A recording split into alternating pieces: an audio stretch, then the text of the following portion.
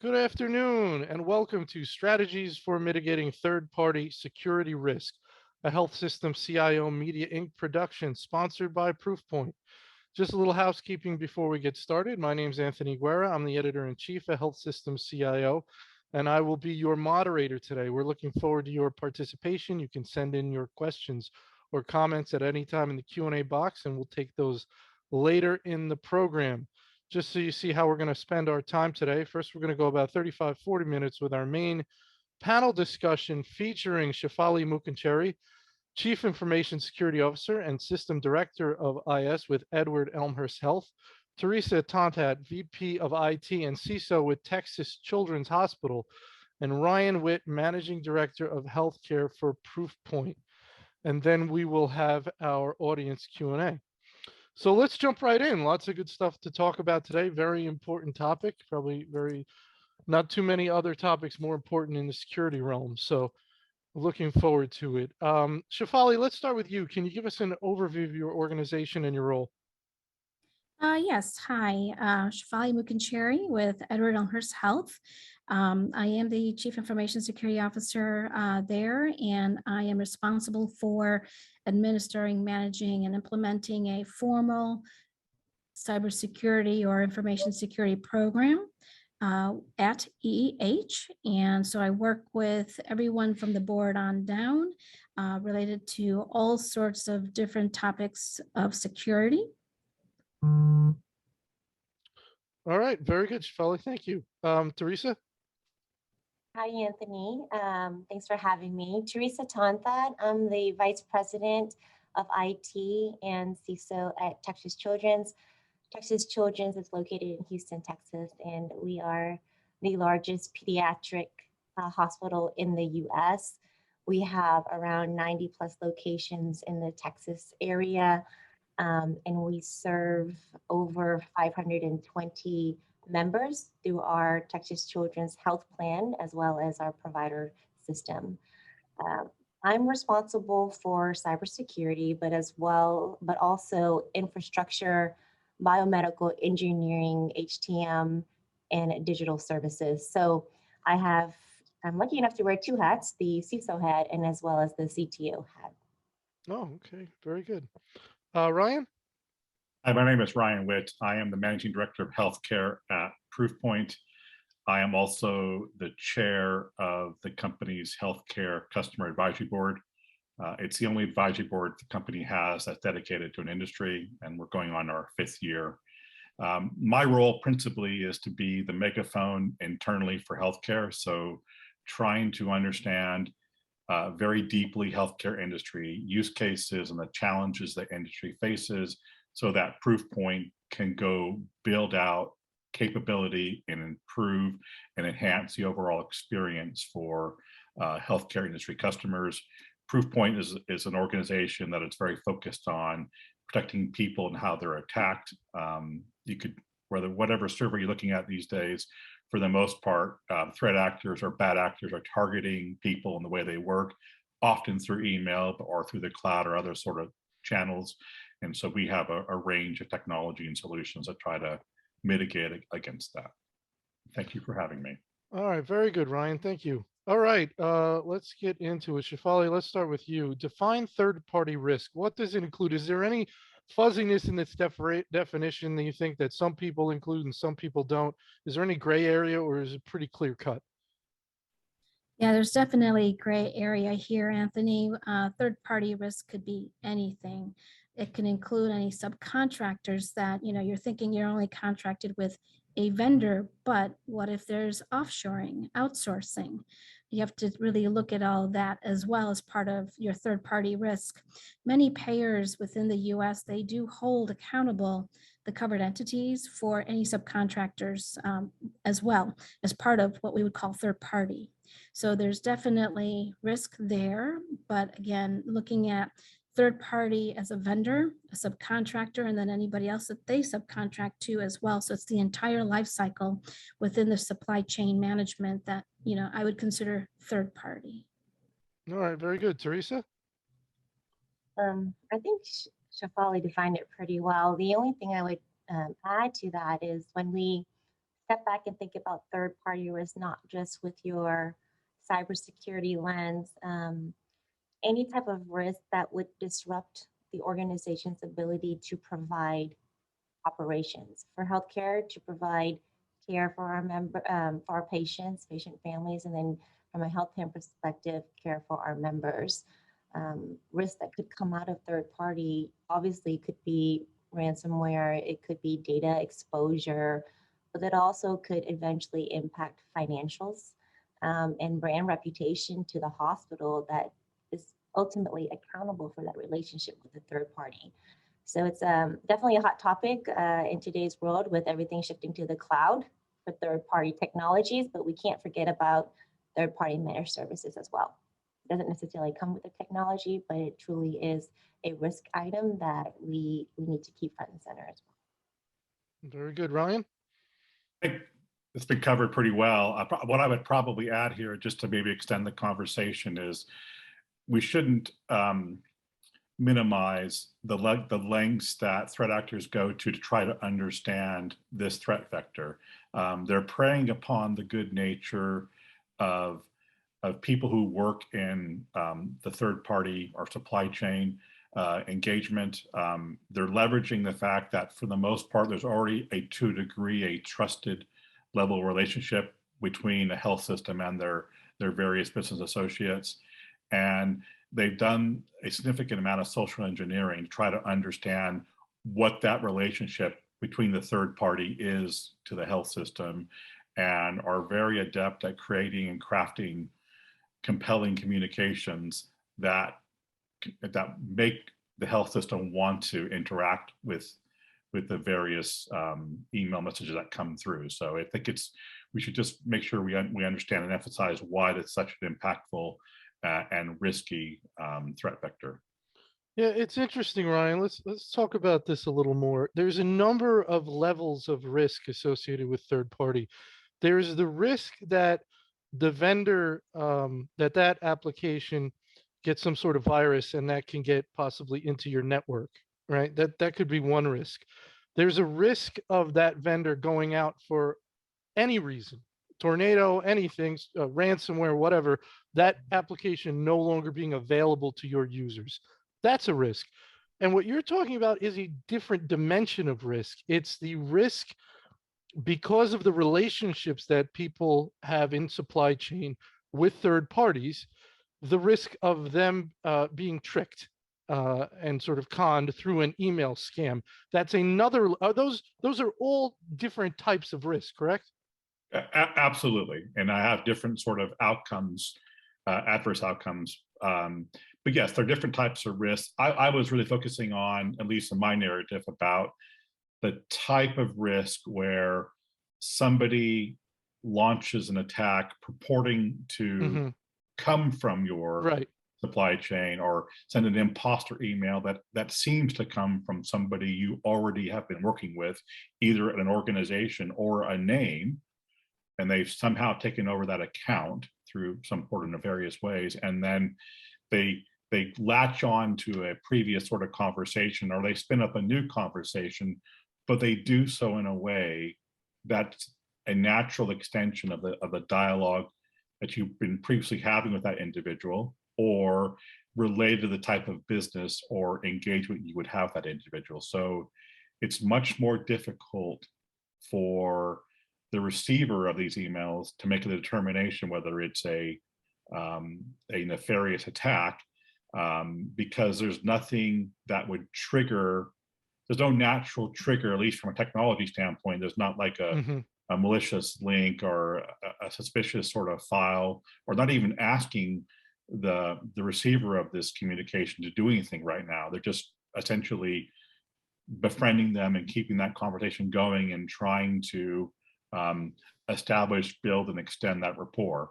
And the very good bad actors are very clever about what they will ask for and when they will ask that question, and they are incredibly patient, and they will ask for pieces of information that seem innocuous, but over time it's like a jigsaw puzzle. You keep giving little bits of information. Before you know it, they can start solving the jigsaw puzzle. And in this instance, jigsaw puzzle could be, finding a way to penetrate your network, or intercept payments, or whatever their goal is. But it's very, they can use this information piece by piece to go build up a very compelling understanding of how to launch an exploit against you. Teresa, how do you think of it? The sort of buckets I mentioned, that you could consider them 3 buckets perhaps, and then the third-party risk element that Ryan was discussing. Do you see those as separate and different and need to be dealt with differently, or do you see them somehow under a third-party risk umbrella? I think it falls under a large third-party risk umbrella, but that umbrella is quite large. Ryan was pretty much talking about business email compromise, which is a very lucrative industry right now. If you follow, the up of billions of dollars of revenue for fraudsters and bad actors of being able to pivot financial payments to their banks in an unauthorized bank accounts, right? I mean, it happens quite frequently. And I would say the bad guys are getting more sophisticated. Instead of just spoofing a CFO's email account or accounts payable account or a buyer's account, they're actually hacking in successfully into these smaller third-party vendors that are doing business, and actually being that, taking over the account on behalf of that AP or that buyer. So we do see that happening, and it's really hard because we train our employees to look for external emails. We train employees for making sure that the email domains are correct and it's not being spoofed. But when the actual correct email is being compromised because the bad guys are actually in the environment of the third party, it is very difficult to ascertain when that happens. So what we do at Texas Children's is we say, yes, you still have to verify. If that person that you may have a good relationship for is asking for you to do something a little bit different out of your normal business processes, red flag, right? Pick up the phone, call them directly, escalate up to your leaders. We've done quite a bit of business email compromise simulations with our supply chain team, our accounts payable team, and most recently our HR team, because they use a lot of third parties as well. And it all comes down to their people, right? They have to recognize that they are accountable to make sure that they follow their processes. And all it takes, when we say all it takes is one click, well, all it takes is one person going out of their normal approved business process to make a change to a vendor banking routing information, to make a change on how they send out checks, right? So I think it's very important that you stick to your processes and just continue to educate them on business email compromise. That's very specific to what Ryan mentioned, but there's different ways that we would address the mitigation to other types of third-party risk around, for instance, if a third party's environment was triggered and they were to go down, yes, we want to make sure we have the right contracts in place to limit our liability, to make sure we get our services back up and running, to make sure the SLAs are met. But in that case, it's very important that as an organization, you identify what business critical functions are existing within your hospital and your health plan, and you make sure that you keep those business continuity plans updated, simulated, and refreshed. And we've all, I don't know if many healthcare has gone through this, but we recently just went through a very impactful situation where one of our business critical third party vendors providing us timekeeping services was I won't mention the 6-letter word, but yes, they were down, and it was very impactful for us. Did we have business continuity plans? We sure did. But did those plans, were they sustainable for 74 days? Not so much, right? So when that happens, yes, we can go back to the contracts to make sure they pass the security assessment review. They have, the business associate agreements, the information security schedules, whatever it may be, but we're still down. And that's very impactful. So, we talked about it a little bit earlier before the call, is it's very important that not only invest in your cybersecurity program and invest in doing the right thing with the contracts process and vendor risk management, but internally as operational leaders of an organization, we have to realize our reliance on digital technologies and what that means when those technologies are not available. There's no 100% available technology out there. So we have to really prepare, because at the end of the day is to keep our organization resilient and make sure that we can provide care and run our operations for our workforce.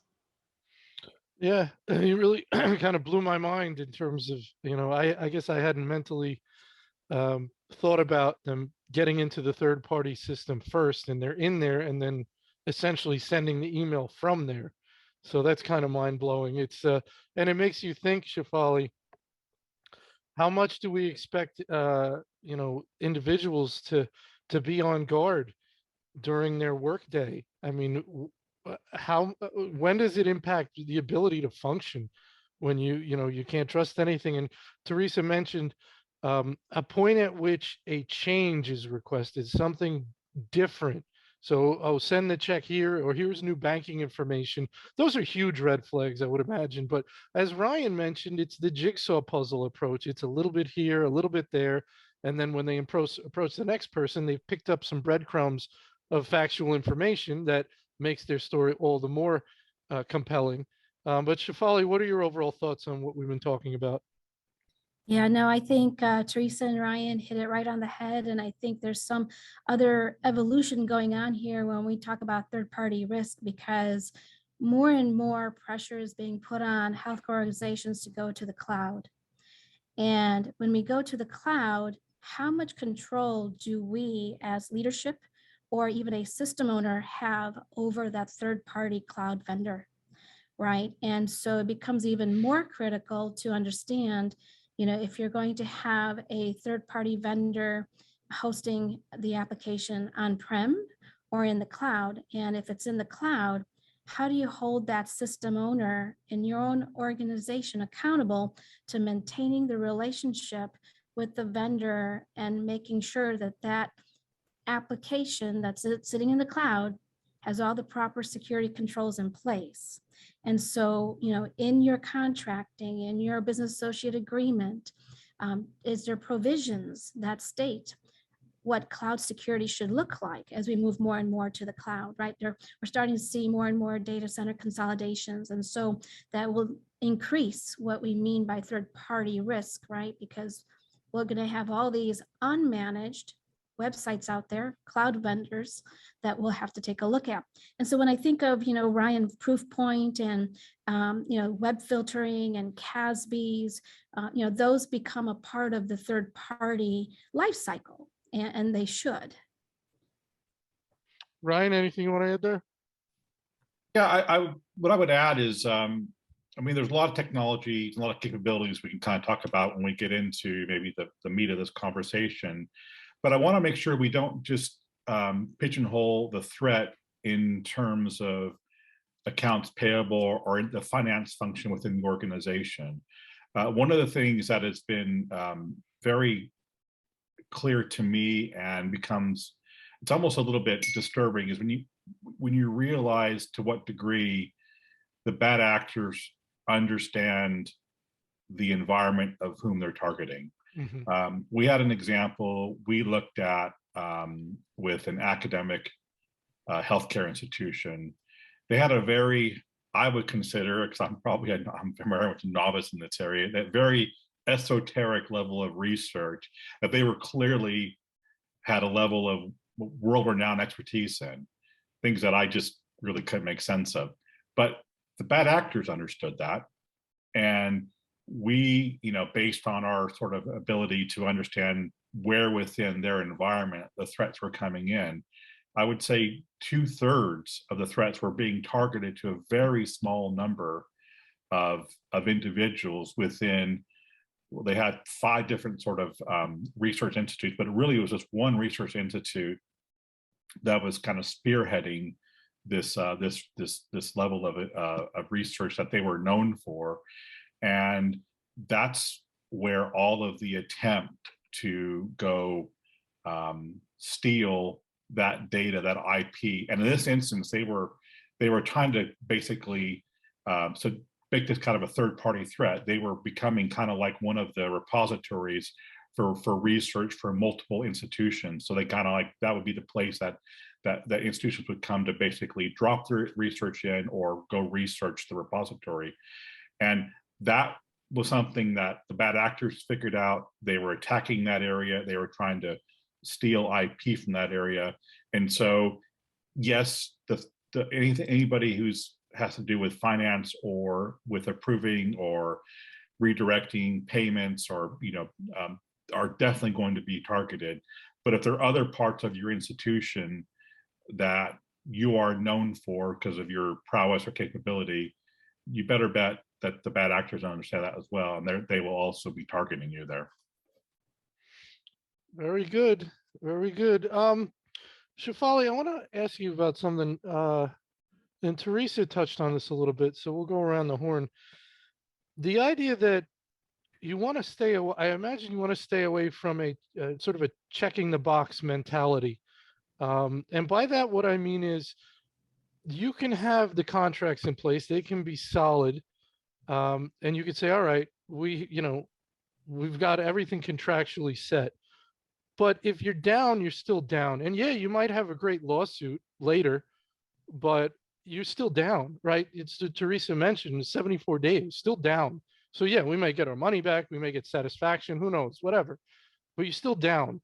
So how does that affect the way you approach things? If you say, I don't want to just sort of cover my bases, I want to do everything I can to ensure business continuity and operations.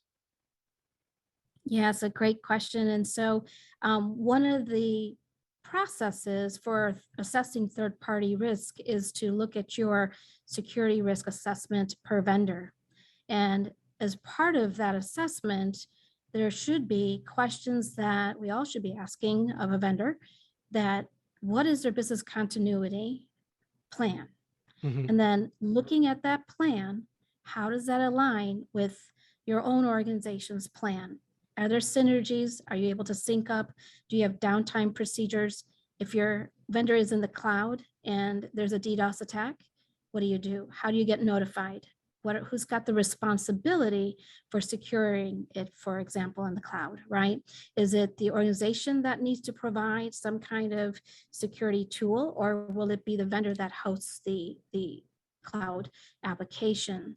And I'm using cloud application as an example, but again, it's looking at the vendor as a whole, what their business continuity plan entails and how it aligns internally within your own organization.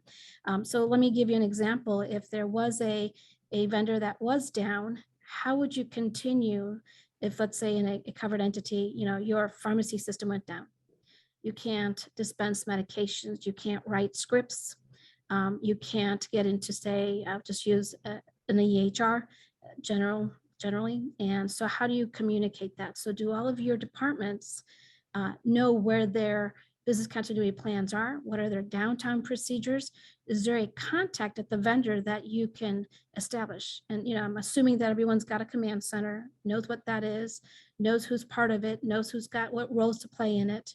And third-party vendors should be involved as part of that business continuity testing, planning, and making sure that those are tested. We go through testing about every 90 days, not just once a year. And we escalate different types of testing versus just doing tabletops all year to check the box. And so, we go through what's called functional testing as well, where you definitely want to go into a unit or a department and say, okay, system's down.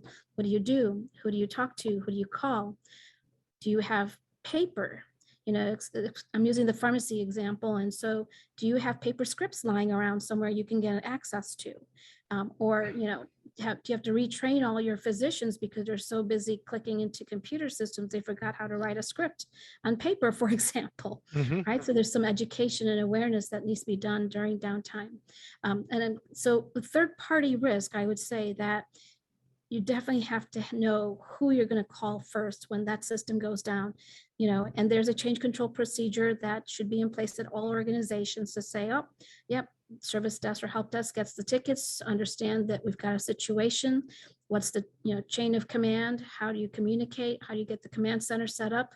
Do you have a priority one procedure where you're talking through exactly who needs to get into the room? Does it start with just the help desk and the manager or director or leadership over the help desk? And then how do you escalate that to your vendor? Now, if you flip it to the other side where the vendor knows that they're down, how are you as an organization going to receive that communication from the vendor?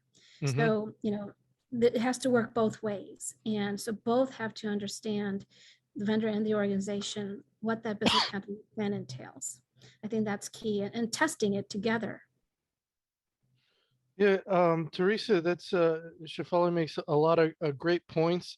And about that business continuity plan, that's why it's there. It's there because when things happen, there can be an element of panic, right? Depending on how bad it is. And that's why we have downtime procedures. So we open the binder, or if it's on whatever it is, and okay, as we've discussed and we've figured out and we'd workshop, this is what we do first, right? You don't have to want to sit there in that stress-filled moment and try and remember what's the proper order of things, who do we need to have in the room.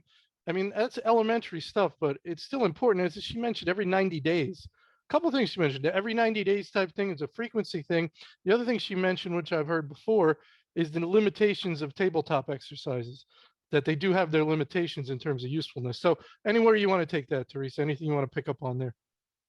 I think I think it's a combination that needs to happen of exercises. The tabletop is very important because it drives a lot of Q&A, and that may not come up as you're documenting, if you will, the actual downtime procedures or business continuity plans. And it takes it at a very senior level leadership executive, where we put together our system command structure, right? Where we have our executive VPs, and then we have logistics, planning, HR, finance, IS, marketing, legal, health plan. We have all these groups together. And so that's a very useful exercise, but that's kind of the top level. And then we drive it down to simulation centers for our clinical units and our business units, which is very helpful as well. But again, I don't think one tabletop is enough, right? And it needs to drill down to the specific units, because if you ask some of the operational leaders, what is your critical function, and do you know how many technologies are under the hood to enable that technology? Most of the time, they don't know right off the bat. They need to have that partnership and collaboration with IS. So the example earlier I mentioned around timekeeping. Timekeeping is a critical function that needs to have downtime procedures and its practice. But at Texas Children's, it takes 9 technologies to be up and running for timekeeping to work, right? That cloud solution that went down was one of 9 technologies that happened to fail, and it impacted us for 74 days. Had any other technologies within that ecosystem went down, including our firewall, you never know, on premise, that could have taken down timekeeping and other business functions. So I think it's starting to have that very transparent conversation with your operational leaders, to understand how we used to use, or how complex it is in the back of the house. Used to be more of like, hey, that's our lane. You probably won't understand it, to now the conversation is happening very transparently to let them understand how complex it is and make them digital experts as we have been, so that they truly understand how impactful it will be when any of their technologies go down. So I agree with what, everything Shefali said, including disaster recovery, failover testing needs to happen. And that's in our shop in IT world. We need to make sure we do that regularly. One of the things we started modifying with our risk assessment is we used to ask for your typical SOC 2 type 2 assessments, ISO certifications, HIPAA certifications, high trust, but now we're going a little bit deeper. So we're asking if you have business continuity and downtime procedures, disaster recovery procedures, share with us how often do you do and what are the outcomes of those failover tests. In the world of cloud right now, and how ransomware works, unless you have a completely offsite air-gapped disaster recovery data center, there's a high probability that if you don't have the right processes in place, that malware will propagate to your DR site. So, which happens to a lot of cloud vendors that, that many of us use. So what is their plan C, right? What happens if their DR does go down and they're hosting 15,000 customers' data and functions, go down? So how do they prepare for that? So we're getting I feel like we're getting a little bit more deeper when we do our risk assessments for all of our cloud vendors. And I think it's important because if we're going to invest in it on premise, we want to make sure there's parity with the cloud vendors that we do business with. Great stuff. Ryan, where do you want to jump in there? So much good Yeah, stuff. and I think Teresa and Shefali make really good points. I think what I would maybe add here is it's easy to get blasé about this sort of work. It's really important work, and it's easy to kind of revert to the norm, saying, okay, that sort of threat is kind of maybe diminished and so forth. We don't need to worry so much about it.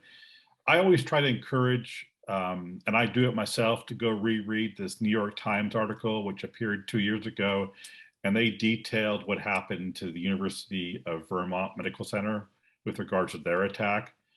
And what was impactful for me about that article is they wrote the impact of them being down for about 5 weeks from the perspective of a patient, from the perspective of a clinician, from a perspective of a regulator, infosec staff, et cetera. And you just realize how just truly awful that event was for everybody involved. Not less the patients, of course, but it just reminds you that, yes, we shouldn't get blasé about this, because if this were to happen to your health system, to your environment, it cuts to the core about the mission of the institution and why you're there and how you're meant to serve your community and the important role you play in your community. And if you can't provide those services for whatever reason, because you can't get access to your systems, just the huge turmoil and the impact. And so, for me, it just reminds us that we shouldn't get blasé about this. These are real problems that definitely really impact institutions right across this country. Very good. All right. Let's talk about this in a big picture way. How are you vetting new vendors? Has the process you use changed or intensified over the last few years? And this is interesting, the shadow or gray IT purchases that don't go through a security assessment. So that's something we have not talked about. So two elements. The first question, I want to be a little more specific. How does it go beyond sort of taking the vendor's word for it? These assessments, these questionnaires, and different things you do, the interactions. I believe there are third-party entities that, a couple of them that can give a stamp of approval that a vendor's got good practices. But tell me more about that, and how do you feel comfortable that the information you're being given is accurate and genuine? And then the gray IT. Teresa, why don't we start with you? Yeah, so for Texas Children's, I would say we have a pretty robust vendor risk management process. And it starts with, we have a business engagement meeting. We have about 20 of those that IT leads and represents for all of the clinical and business areas. And that really is an opportunity for our operational leaders to come to the table and present us with a problem statement that could be addressed and resolved with a digital technology.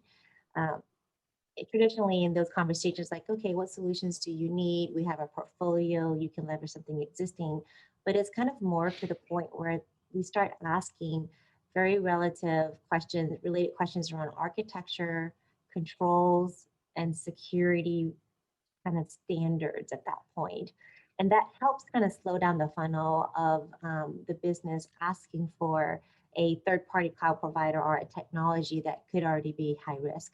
We do our best as we can there, but then The second part is going through the contract process. That contract process, we have pre-questionnaires that we are expecting the vendors to be as honest as possible when they're responding to it. But we have recognized that based on the responses that they're giving to us, and we do our deep dive discovery meetings, a lot of times the folks that are filling out these questionnaires are not the right individuals from the organization. You know, this is not something that I am proud of, but our risk assessments can take anywhere between 1 to 2 weeks to 120 days. And it's because we want to make sure we have conversations with the right teams from the third parties to get a level of comfort. It's not just questionnaires and discovery meetings, though. You know, Anthony, you mentioned earlier about other firms. We require, if you will, a SOC 2 Type 2, which is typically performed by an AICPA certified organization. And we do a SOC 2 because it's not just at a point of time. These assessment entities, if you will, go into the third party's environment and perform testing, if you will, for at least 1 year's worth of evidence that the processes and the programs they have in place is continuously working effectively as designed, based on very key principles on security, confidentiality, availability, and whatnot. So we ask for that, which I will admit though, like for large organizations that have done quite investments in their security program, they have a SOC 2 Type 2.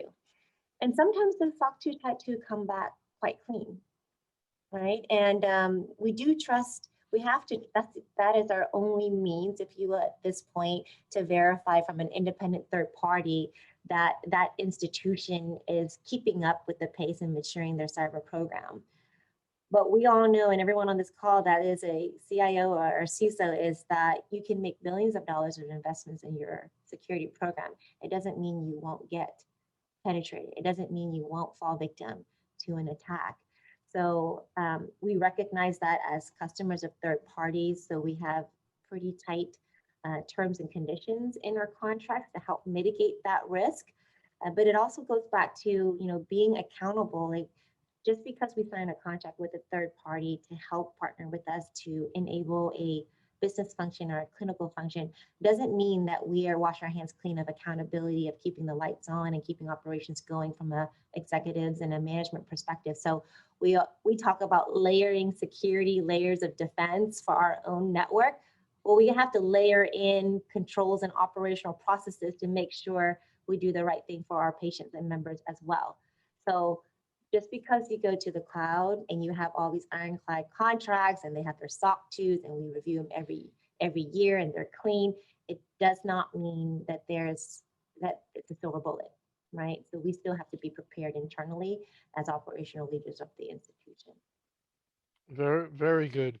Great information. Shefali, your thoughts around that? Again, sort of looking at that concept of trust but verify, as they say. So you're getting things filled out and with that second level of verification. What are your thoughts around that? Yeah, so you said a key word, Anthony, trust. And that's something we don't do easily at EEH regarding vendors. We look at the vendors as with brand new eyes and say, you know, because we don't even look at reuse either, because the situation at hand with the vendor that we're looking to implement their system is a new relationship for us. And so even if we have a product, that a vendor that we're using, let's say we're using GE and we know we've got multiple products of theirs, but if they have a brand new product, we start an entire new security risk assessment on them all over again. So just because we reviewed one product doesn't mean that the new product is going to follow the same data workflow, security controls. It's going to have variations. And so like the new product may come with a camera attached. So how do you address that, right? Because maybe other products didn't have a camera. So we look at each product, each vendor uniquely each time to make sure we understand the implications and the security controls we would like them to have in place. And I'll bring up a situation where remote access control, Remote access control is a hot topic where, we rely on the vendor to be able to remote in for support. Now, do you as the organization get to use your own remote access control tool? Or do you have to use what the vendor tells you that they have in place? And then if that's the case, will you be able to see who's accessing your network when a remote support call is placed? So there are some of these gray areas where you do have to work through with the vendor and assess them on that during your third-party risk assessment. So the question we always ask is, why do you need connectivity to our network? What is that going to look like? Is it encrypted? So there's many questions, and mentioning SOC 2, we look at those, but we re-vet all of the controls all over again. We have our own questionnaire that we require vendors to complete following the NIST 853 security controls. And so we go through every single of those questions. We assess the vendor. They are provided a letter grade. And if there are any high and critical risks that are identified, we go through each one line by line and understand exactly what that risk is to us as an organization. And if there is pressure, and I'm sure, Teresa, you can probably understand this too, is that sometimes there's pressure put on a CISO to, we need to get this in now, it's affecting a patient care. So how do you work within that parameters where you've got the security risk assessment just started, but the pressure is to get that system in place. And so sometimes you can do things in tandem, but you might have to push back a little bit to say, okay, wait, let's look at the high and critical. What is the leadership willing to accept as far as risk? So having a governance structure in place when you're doing your security risk assessments comes full circle, because not only is the CISO taking the risk, but the organization has to accept the risk as well. And so when we look at the vendors and vetting them, the process has definitely intensified over the last few years. With the recent Log4j vulnerability, we go through and we ask our vendors, what vulnerabilities have you been impacted by as part of our risk assessment? It's not just, do you scan for vulnerabilities anymore? It's what vulnerabilities were you impacted by and what do you scan for? And so then we also scan. So, looking at shadow or gray IT purchases, we have locked down our equipment as much as possible. And we do have two CASBs, one that's proactive and that's one that's reactive. And so we invest heavily in our security tools to look at the entire life cycle of websites and web applications. We also have web filtering that we look at as part of this vetting process. Now, we go through and look at these vendors and say, do we have a vendor in-house currently that can do the same thing? Or is this new vendor going to do it better? And so we look at that as well. I think the important piece here is to make sure that the vendor understands that just because they have a contract with us for other products doesn't mean that they'll get a contract again for a new product. We have turned down new vendors, and because they'll come back with higher critical risks that they cannot mitigate. They cannot even put a plan together to show us that they have the ability to scan for vulnerabilities, as an example. So we will say no to vendors now. Before, I think the culture was, oh, no, we never say no to a vendor because we need them. But now it's getting to the point where we do or are able to say no. And I'll give you another example, is that sometimes you'll have biomedical device manufacturers or the OEMs say, well, this is the only machine you have, and they've got the large market share. So how do you work within the secure controls of that? One of the things that I do request is the quality system review.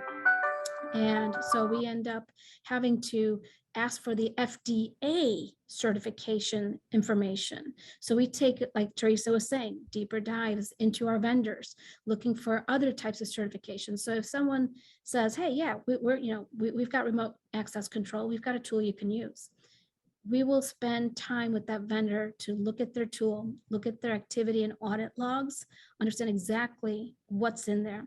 We find sometimes that the vendors don't have the logs as what may have been certified. And so we question those and we look at that very carefully. So there's an intense process that we go through now. Excellent. Ryan, we're getting a picture painted, which is very interesting, of a CISO CISOs who can be under a lot of pressure and have to hold up to a lot of pressure in order to sort of hold the line. And I'm thinking pressure, often the software is requested by an internal customer or constituency. Let's say a big time surgeon wants a new toy, a new application or whatever, or a department. It doesn't matter. There's pressure internally from a high value internal customer that wants this. So there's pressure there to, we want this. Don't stand in the way of us taking care of patients and things like that. I'm also, interested in this. There's a lot of self-reporting going on by these vendors. They're filling out questionnaires. They're the ones that want the business, and they're filling out the questionnaires as to how good their security is. Yeah, we hope everybody's honest, but we've mentioned these third parties that can come in and give stamps. There's something there. I would imagine you'd want as much as possible these third parties or go in and check it out kind of element, because the vendors have an interest in self-reporting that everything's great. You're getting pressure from your internal customers to just do it. So it's a lot of holding line. If you don't have a CEO who's supportive of you and who sort of is, hey, come on, can we just get this done? You can be in a difficult position. What are your thoughts? Well, I was going to maybe take it a little bit of a different direction, and because one of the things that we see a lot of examples of, and I would be curious to what Teresa and Shefali are experiencing, is the component of when you have to go renew your cybersecurity insurance, to what degree those much more expansive questionnaires now are placing demands in how you best vet your third parties about do they have the right sort of controls in place to help you satisfy the requirements of the policy. Because we've certainly seen a lot of evidence there of that changing, and what's being required of cybersecurity insurance vendors being much more demanding in that area. Teresa, you want to jump in there? That's my favorite topic. Is that sarcasm or are you serious? Insurance and speaking with underwriters. No, I will say, I was just talking about this not too long ago. Definitely seeing a shift in the past 2 years on the scrutiny and the level of questioning that our cybersecurity insurance underwriters are having with CISOs, even with Texas Children's.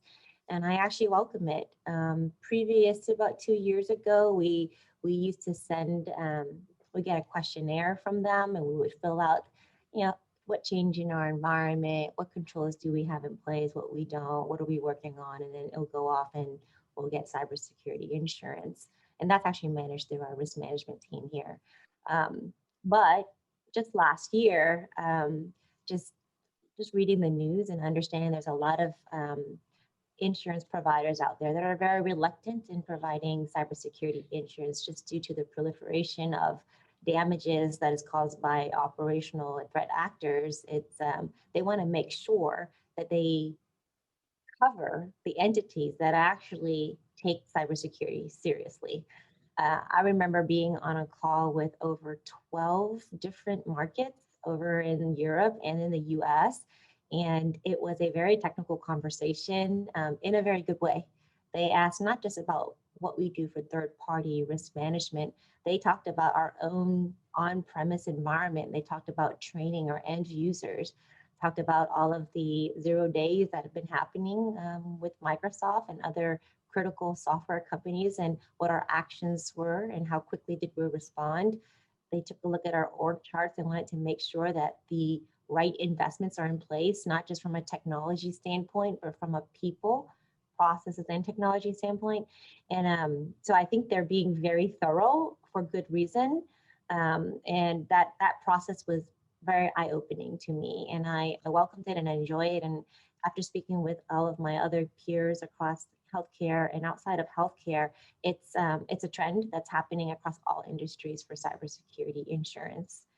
And so I hope I answered your question, Anthony, on that one. I think it was 2-part, and I forgot what the first. No, I think, Ryan, did you have any follow-up, or was that good? And then we'll go to Shefali. I think I appreciate the answer. So yeah, Shefali, what's your experience in this area? Yeah, so we have gone through cybersecurity insurance renewal many times. And, basically, a lot of these companies don't want to insure cybersecurity anymore. And if they're going to, you're going to get double the premium and less coverage. But that is a fact as we see ransomware increasing. And, just last year, we saw ransomware change into something else called killware, basically, where now it's, we heard of a woman in Germany passing away. We heard of a baby in Alabama passing away. So we're starting to see a different trend there with ransomware. It's no longer about the money, it's about the impact.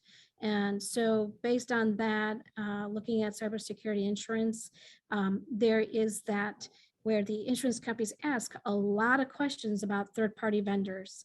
And even now, what I do see on the applications is that they will list out specific vendors. Were you impacted by this breach? Were you impacted by that breach, right? And they list out specific vendors that have had breaches. Then they ask you questions about if you were impacted and how was it mitigated, and what compensating controls did you put in? And then they also have their own list of vendors that they are saying, well, if you have these vendors, you might maybe be looked at favorable. So there's this preferred list of vendors that sometimes these cybersecurity insurance brokers might have, which is encouraging if you have those. And if you don't have those vendors, then it's something you can look forward to maybe changing in the future. But cybersecurity insurance, it is evolving, and again, with all the increase in cyber attacks with world events, I don't see many insurance companies covering it anymore. So that's why I think it needs to go back to where internally looking at yourself and saying, do I do a captive? Do I self-insure? What does that look like? So, but yes, there's definitely an evolution, Ryan. All right, I want to try and sneak one more in here. Teresa, I want to give you an opportunity to ask one or both of your co-panelists a question. Sure. Maybe this can be to Shefali.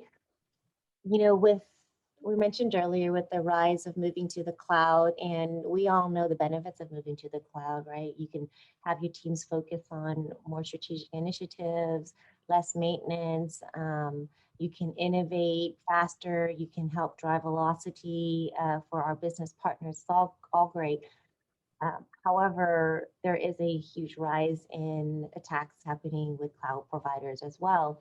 So we've gotten this question internally is, do we need to stop going to the cloud?